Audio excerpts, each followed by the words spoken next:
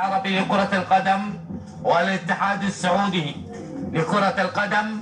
وللمعلومية جميع الكوادر المتواجدة وأكثريتها هنا من الدول العربية وأفراد وأبناء المملكة العربية السعودية في التنظيم والنجاح هذه البطولة، ومن مصر ليبيا فنرحب بهم مرة أخرى.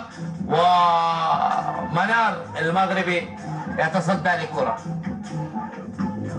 العالم المغربي في المدرجات. ملعب المباراة 3 دقائق الأخيرة، تسديدة يا سلام منار ما شاء الله حال. شوف هذا الطاقم اللاعبين اللي خارج التشكيلة، لكن في الجانب الآخر هناك الجماهير المغربية حضرت في الجانب الآخر. شوف حارس المرمى الليبي، حارس مرمى ليبيا سدد كرة جميلة، كرة أمامية، تسديدة بالباكورد راحت لليبيا. ليبيا تبحث عن هدف ثالث، المغرب يؤمن على النتيجة. شوف هذه الكرة تتنافس، جميع الفرق تتنافس للحصول على كأس البطولة. ال 12 فريق اللي حضرت على كأس الاتحاد العربي لكرة القدم. هنذكركم المباريات القادمة يوم 19/5 ويوم 20/5.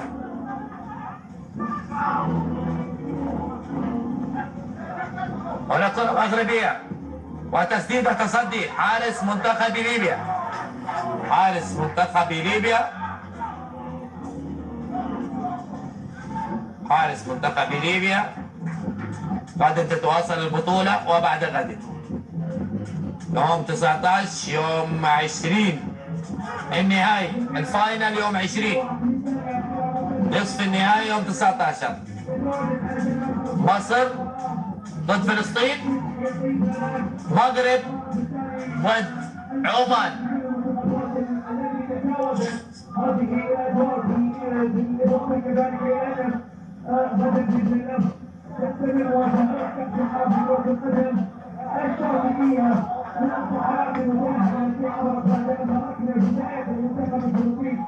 هنا كرة يا سلام حلوة مغربية. خلاص المغرب يعني ضمن 90%، أول كنا نقول 80 الآن 90، يعني كذا مأمن على النتيجة. المغرب أخذها بالخبرة، أخذها بالخبرة هذه المباراة المغرب. ومنتخب ويشرح للحكم الضربة اللي تعرض لها ياسين الصالحي، لكن هنا ياسين وهنا كرة مغربية، مغربية تسديدة.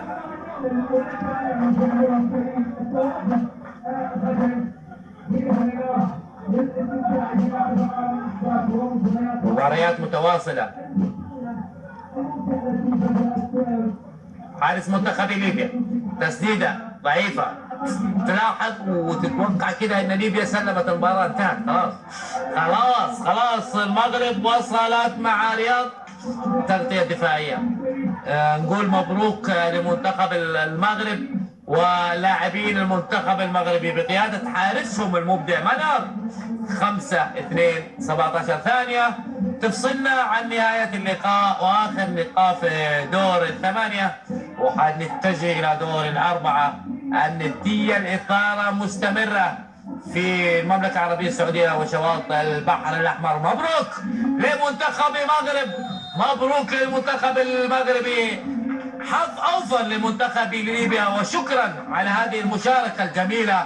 وهنا في المملكة العربية السعودية في كورنيش جدة، فهد عريسي كان معكم في الوصف والتعليق، وشكرا لكم على أمل اللقاء بكم في مباريات أخرى. انتظروا دور الأربعة المواجهة. نترككم في حفظ الله ورعايته، في أمان الله.